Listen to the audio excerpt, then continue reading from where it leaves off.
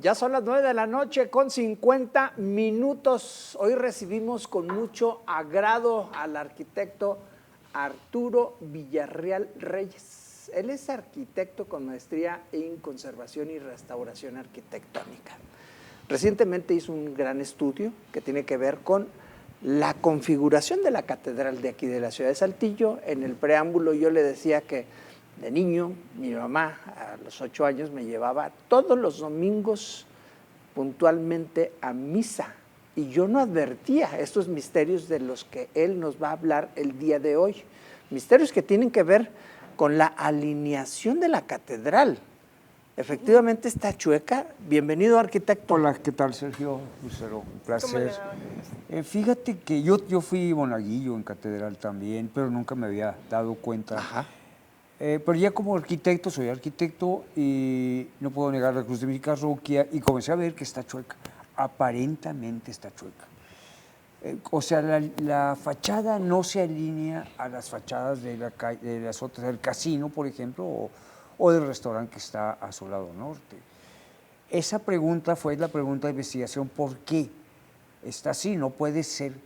Tanto así, cuando la ves en imagen satelital, ves una rinconada que se hace en la calle de Juárez, junto al recinto de Juárez, pero más obvia en la calle de Bravo.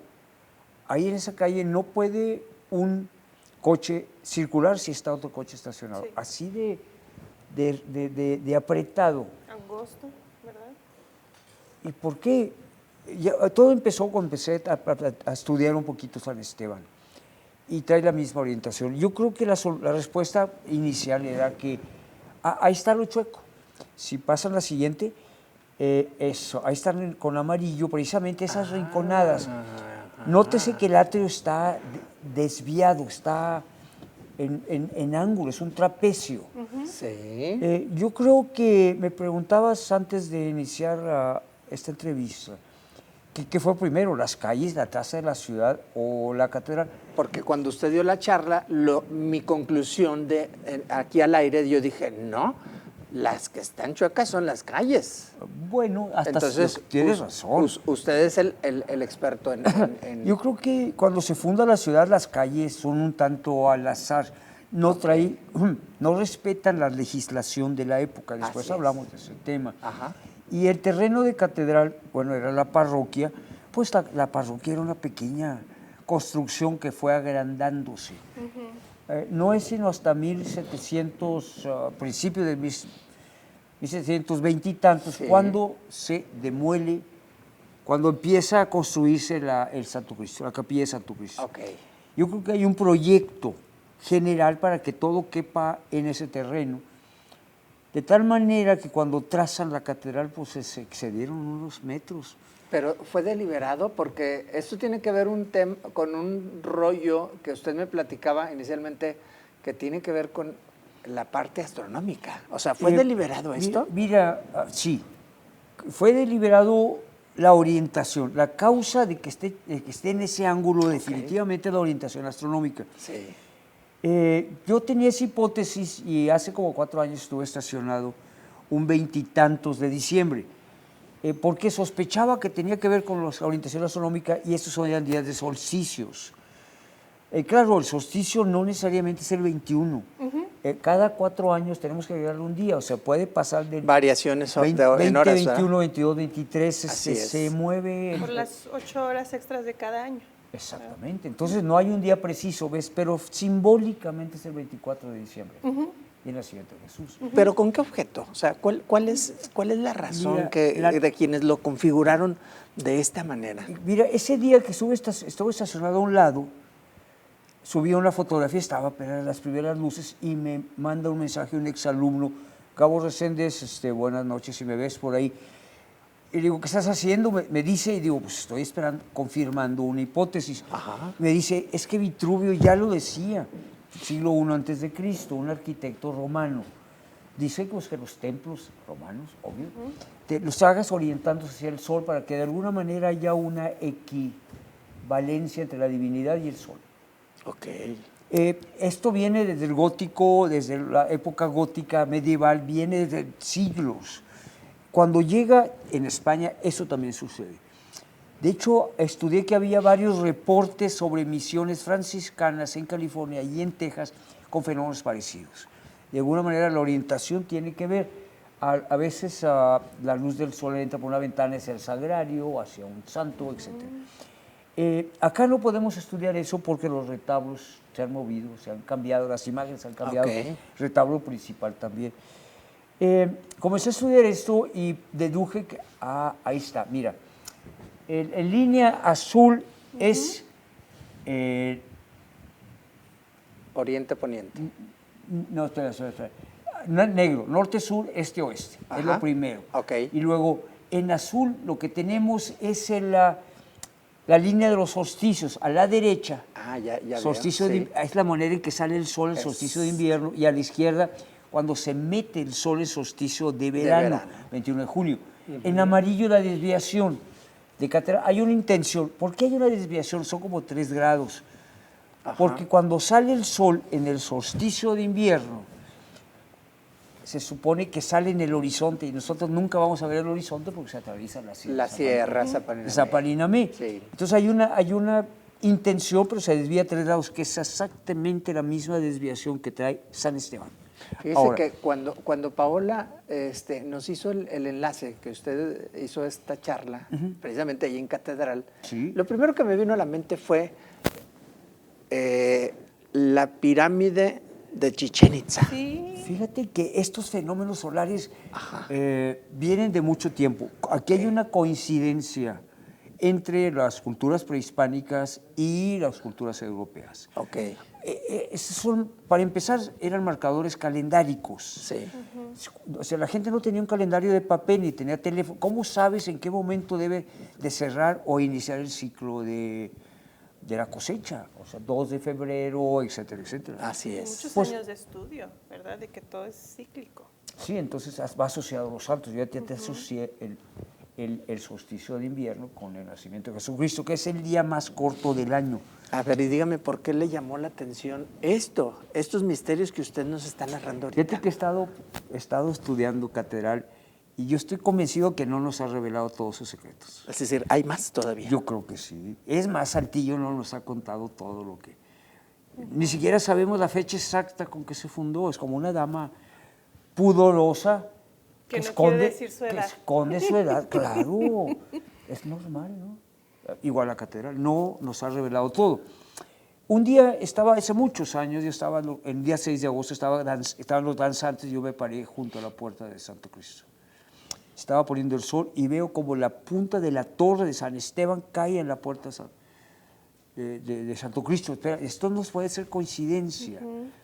Aunque la torre es mucho posterior, un tanto posterior, no sé si haya sido a propósito el día 6 de agosto. Hay que seguir estudiando esto. El problema va más allá, mira. Creo yo que tiene que ver con la interpretación teológica que está siguiendo el sol. Hay un versículo en la Biblia que dice, yo soy la luz del mundo. Entonces, es una interpretación literal. Sí. Obviamente, el solsticio de invierno es el día más corto del año, pues es símbolo de la muerte y resurrección, cuando comienza a alargarse el día, Nacimiento, 24 de diciembre, obvio. Ahora, la primera vez que di esta charla fue en el recinto de Juárez, en las jornadas de historia, y hubo una invitación muy interesante. Arturo intenta probar esto, hay una descripción de la charla, y lo envío a mis amigos, y esa mañana me llama por teléfono el padre Raúl Mena, de Monterrey. Él por muchos años fue el capellán de la Catedral de Monterrey. Y ahora está en el archivo histórico de la diócesis, cosa que me pareció gente muy interesante. Y me dice, ¿te puedo marcar? Manda un mensaje. Digo, ¿te puedo marcar? Digo, claro, con todo gusto. Yo, desesperado, ¿qué quiere decirme? No es normal que me llamen de Monterrey. Y me dice, fíjate que en Catedral de Monterrey, hacia el 21 de marzo, hay un día, o un par de días, entra el sol por la puerta.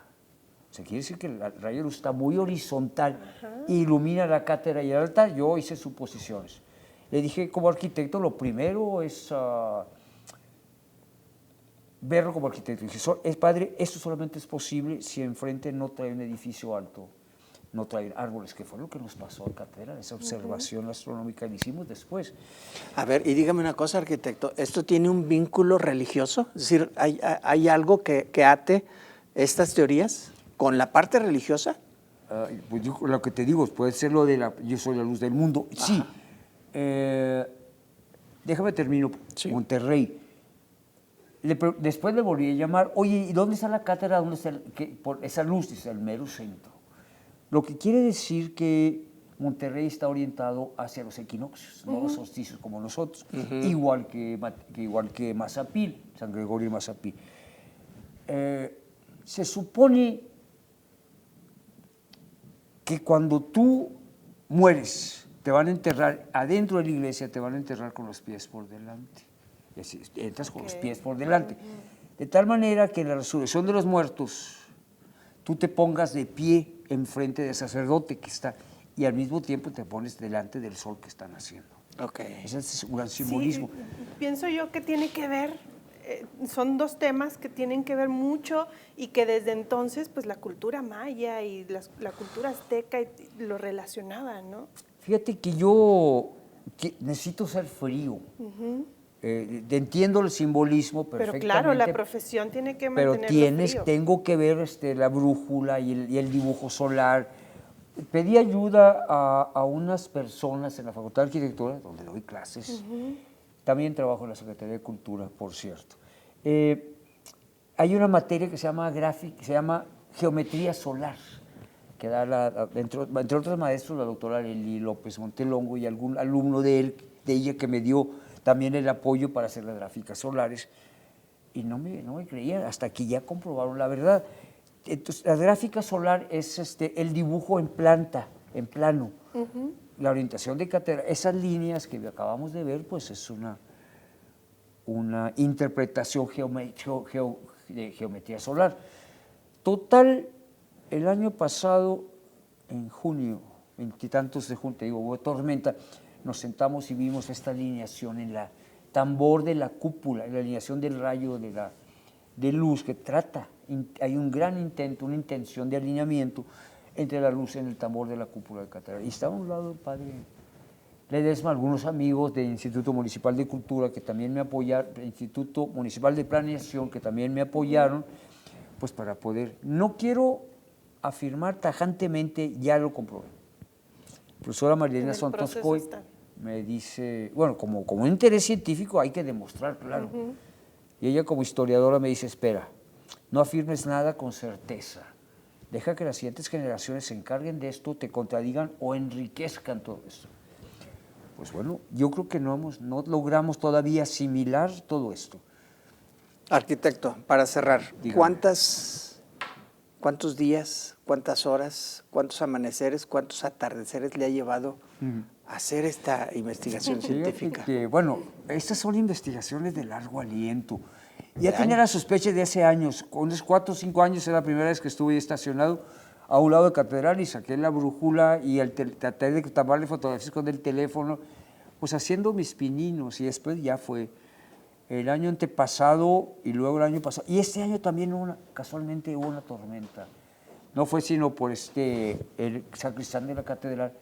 En un momento que iba pasando de Santo Cristo a catedral, se fijó luego y tomó y me la envió.